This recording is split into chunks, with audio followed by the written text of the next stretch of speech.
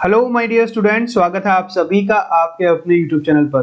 बच्चों, अगर आप इस वीडियो को पहली बार देख रहे हो तो जल्दी से इस चैनल को सब्सक्राइब कर लीजिए। तो आज हम डिस्कस करेंगे क्लास 9th की आर.डी. शर्मा और चैप्टर होगा chapter number 2 exponents of real numbers, that is exercise 2.1। और हाँ बच्चों, मैं आपको बता दूं कि chapter number 2 exponents of real numbers का इंट्रोडक्टरी वीडियो मैं ऑलरेडी बना चुका हूं।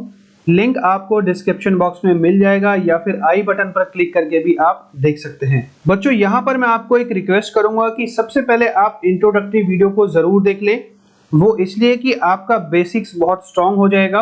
अगर आप वो वीडियो नहीं देखेंगे तो यहाँ पर आपको दिक्कत डेफिनेटली आने वाली है। तो सबसे पहले आप जाकर देख ले चैप्टर नंबर 2 का इंट्रोडक्टरी वीडियो, जिसका लिंक मैंने आपको नीचे दिया है या फिर आई बटन पर भी आपको मिल जाएगा। तो चलिए बच्चों, इस वीडियो की शुरुआत करते हैं, क्योंकि यहाँ पर होगी सिर्फ और सिर्फ मुद्दे की बात।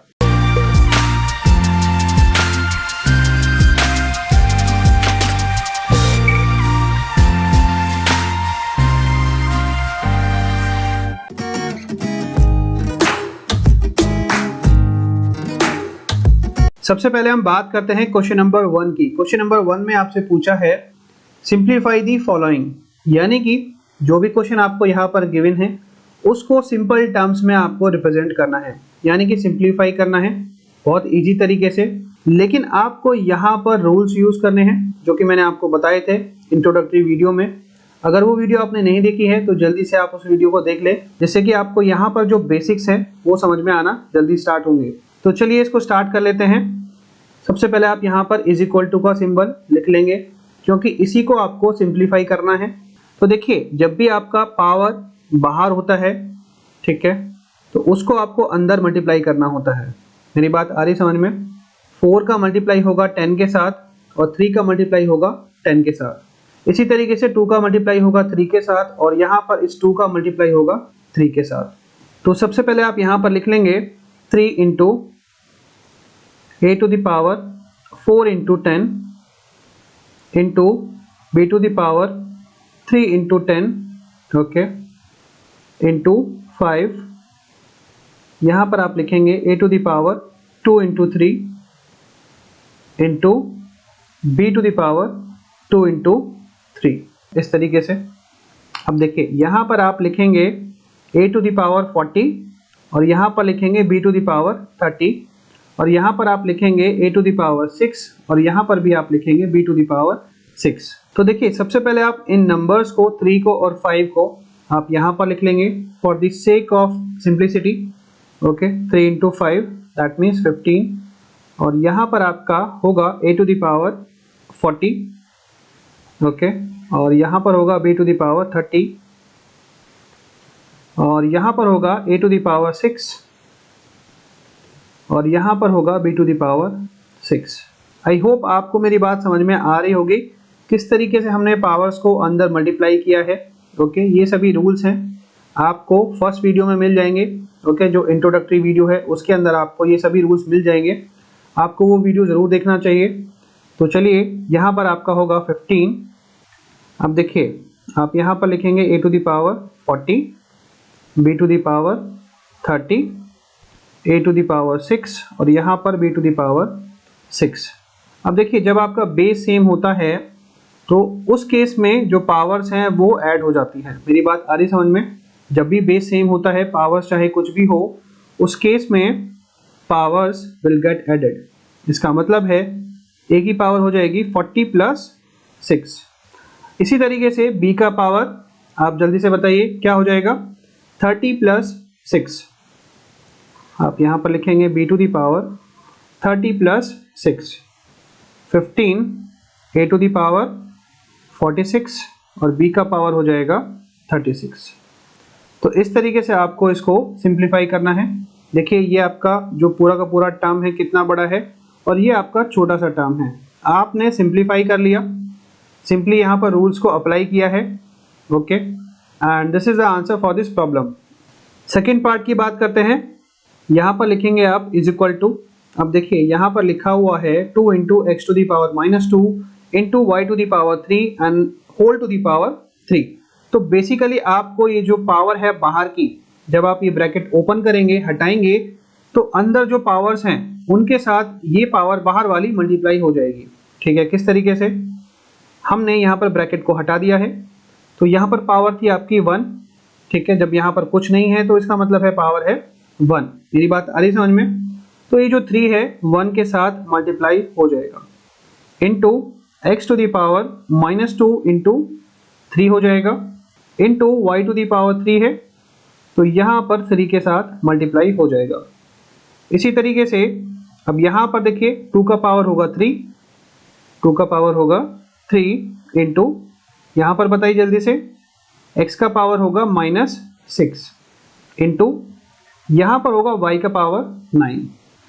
अब देखिए 2 रेज टू दी पावर 3 का मतलब है 2 into 2 into 2, that means 8 into x to the power -6 into y to the power 9। Okay, तो आप यहाँ पर इसको विदाउट साइन भी लिख सकते हैं, इसका मतलब ही होता है प्रोडक्ट, ठीक है। अगर बिना सिंबल के भी आप लिख रहे हैं तो इसका मतलब होता है आपने मल्टीप्लाई किया है, प्रोडक्ट किया है y to the power 9, and this is the answer for this problem. अब बात करते हैं पार्ट थर्ड की। सबसे पहले ये जो ब्रैकेट है इसको आप हटा देंगे, okay, is equal to 4 into, आप इसको एज इट इज यहाँ पर लिख लेंगे। उसके बाद आपको ध्यान देना है नंबर्स पर। कौन से नंबर? 4 पर ध्यान देना है और 6 पर ध्यान देना है एंड 8 पर ध्यान देना है। तो देखिए ये आपका जो 8 है वो आपका 2 टाइम्स यहाँ पर चला जाएगा, उसके बाद ये जो 6 है ये 3 टाइम्स कैंसिल हो जाएगा। यहाँ पर आप लिखेंगे 3, क्योंकि 3 ही आपका यहाँ पर बचा है। इसके बाद देखिए ये जो पावर्स है यहाँ पर 7 है, यहाँ पर -5 है और यहाँ पर 4 है, लेकिन बेस सबका सेम है। मेरी बात ध्यान से सुनना, सबका बेस सेम है, ओके। तो जब भी बेस सेम होता है और पावर्स चाहे कुछ भी हो तो वो पावर्स बेसिकली ऐड हो जाती हैं। मैंने क्या बोला? जब भी बेस सेम होगा और मल्टीप्लाई में होगा तो इसका मतलब है जो ऊपर की पावर्स हैं 7 and -5 they will get added. तो आप यहाँ पर लिखेंगे 7 -5। माइनस क्यों लिखा है? क्योंकि यहाँ पर ऑलरेडी माइनस है ना, माइनस है ना ऑलरेडी यहाँ पर। जब आप करेंगे 7 प्लस -5 तो आपका यहाँ पर आ जाएगा 7 -5, ओके। अपॉन में आप लिखेंगे 10 रेज टू द पावर 4, इस तरीके से, है ना। तो अल्टीमेटली आपके पास आएगा 10 raise to the power 2 upon 10 raise to the power 4। अब देखिए इसको आप सिंपली इस तरीके से भी लिख सकते हैं, 3 into 10 raise to the power 2 upon, आप इसको लिख सकते हैं 10 रेज टू द पावर 4 को आप लिख सकते हैं 10 raise to the power 2 into 10 raise to the power 2। इस तरीके से भी आप लिख सकते हैं। क्यों? क्योंकि इस केस में, मल्टीप्लाई वाले केस में बेस सेम है तो पावर्स ऐड हो जाएंगी। तो अल्टीमेटली आपका यहाँ पर नीचे आएगा 10 रेज टू द पावर 4, ठीक है। तो ये जो पोर्शन है आपका ये कैंसिल आउट हो जाएगा 10 रेज टू द पावर 2 से 10 रेज टू द पावर 2। तो यहाँ पर आपके पास बचेगा 3 upon 10 raise to the power 2, okay. इसको आप लिख सकते हैं 3 अपॉन 100, है ना। And this is the answer for this problem. बच्चों आगे बढ़ते हैं और बात करते हैं पार्ट 4 की। इस केस के अंदर जो नंबर्स आपको गिवन है 4 है, -5 है और 10 है, उनको आप एक साथ लिख लें। कोशिश करें कि आप उनको एक साथ लिख पाएँ। -5 इंटू जो बाकी टर्म्स हैं उनको आप यहाँ पर लिख दें, AB² इंटू AB³, इस तरीके से। और इस 10 को इन दोनों नंबर्स के जस्ट आप नीचे लिख दें, into A² into B², okay. अब देखिए इस 10 को आप इस 5 से कैंसिल आउट कर सकते हैं, माइनस का सिंबल आपका एज इट इज रहेगा, ठीक है। तो ये 2 टाइम्स पर जाएगा। अब ये 4 आपका इस 2 से कैंसिल आउट हो सकता है तो यहाँ पर 2 आ गया। अब यहाँ पर आप लिख सकते हैं -2, ओके। इसके बाद क्या करना है? देखो यहाँ पर a है, यहाँ पर भी a है, तो ये बन जाएगा आपका A², क्योंकि इस टाइम पर जो एक्सपोनेंट है वो आपके ऐड हो जाएंगे, जो पावर्स हैं, ओके। तो आप यहाँ पर लिखेंगे b to the power 2 into b to the power 3। इन सबको आप एज इट इज लिख देंगे, ठीक है। नीचे आप लिखेंगे A² इंटू B²। अब यहाँ पर देखिए कुछ कैंसिल आउट हो सकता है क्या? a टू द पावर 2 और a टू द पावर 2 से ये कैंसिल आउट हो गया, इसके बाद b टू द पावर 2 और b टू द पावर 2, ये कैंसिल आउट हो गया। तो आपके पास क्या बचा, हमने सिर्फ 3 स्टेप्स में इसको सॉल्व कर लिया, -2 b to the power cube, and this is the answer for this problem. अब बात करते हैं पार्ट 5th की। तो देखिए इस केस के अंदर यहाँ पर p/q फॉर्म में आपको कुछ गिवन है और उसकी पूरी की पूरी पावर भी यहाँ पर n गिवन है ना। तो इसको आप किस तरीके से सॉल्व करोगे, बेसिकली आपको अगर कंसेप्ट मालूम है तो आपको पता होगा कि ये जो पावर है n, ये अंदर जाकर यहाँ पर x टू द पावर 2 है तो इसके साथ मल्टीप्लाई हो जाएगी, यहाँ पर y टू द पावर 2 है तो इसके साथ भी मल्टीप्लाई हो जाएगी, और जो डिनोमिनेटर में भी लिखा हुआ है उसकी पावर के साथ भी जाकर मल्टीप्लाई हो जाएगी। किस तरीके से आप लिखेंगे, इज इक्वल टू, तो यहाँ पर आप लिख सकते हैं 2 into n, okay, into y to the power 2 into n, इस तरीके से। इन द सेम मैनर ये जो n है, ठीक है, ये जो पावर है ये नीचे भी जाकर मल्टीप्लाई हो जाती है जो नीचे पावर्स होती हैं।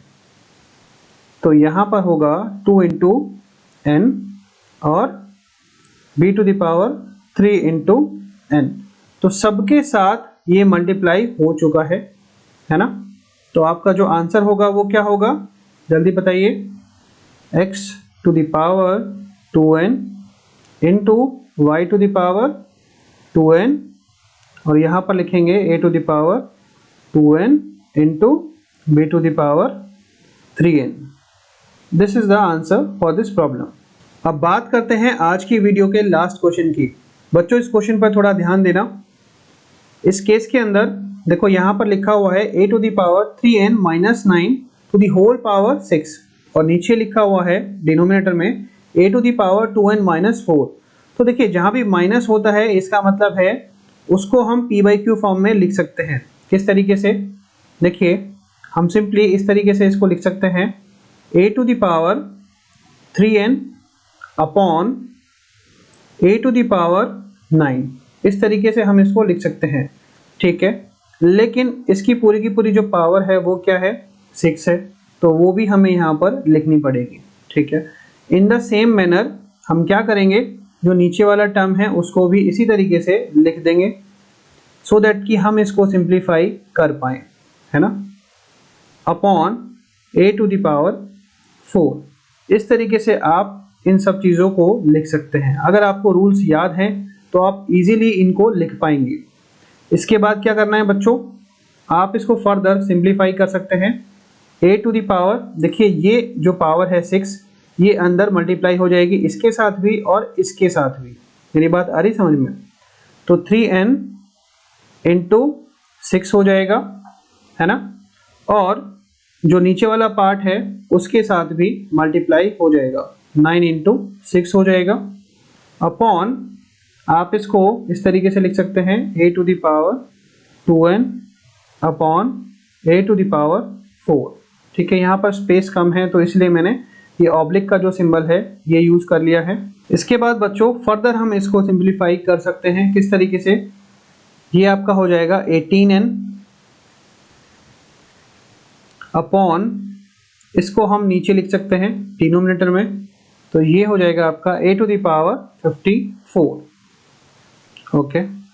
अब देखिए ये वाला जो पार्ट है आपका न्यूमरेटर, ये आपका नीचे ही रहेगा, a to the power 2n, और जो डिनोमिनेटर में था नीचे वाले में वो आपका ऊपर शिफ्ट हो जाएगा, ठीक है। तो आप यहाँ पर लिखेंगे a टू द पावर 4, इस तरीके से।